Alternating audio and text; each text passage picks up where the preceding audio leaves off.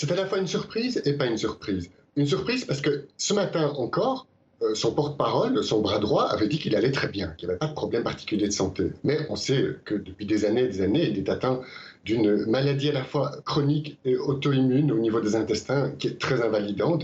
Et il y a quelques jours, il aurait passé 7h30 pour des contrôles médicaux, soi-disant de routine à l'hôpital, ce qui est quand même apparu extrêmement long, 7h30. Il y est encore retourné tout à l'heure. Et cette maladie l'avait déjà contraint à la démission lors d'un premier passage à la tête du gouvernement, c'était en 2007-2008. Alors justement, on relevait, je le disais il y a quelques jours, son incroyable longévité à ce poste de Premier ministre, donc à la tête du gouvernement nippon. Ça fait 8 ans qu'il était présent. Quel est le bilan de sa politique, si l'on doit en faire un aujourd'hui? On peut dire qu'il est assez moyen.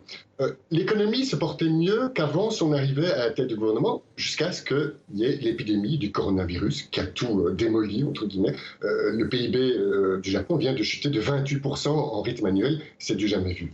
La dette publique pendant son mandat a atteint des sommets.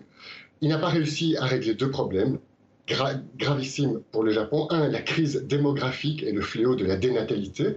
Et deux, l'autre problème, l'avenir de l'institution impériale. Sous son mandat, le Japon a eu un nouvel empereur, mais comme le trône est toujours interdit aux femmes, il n'y a à ce stade que deux hommes qui peuvent succéder à l'empereur Naruhito.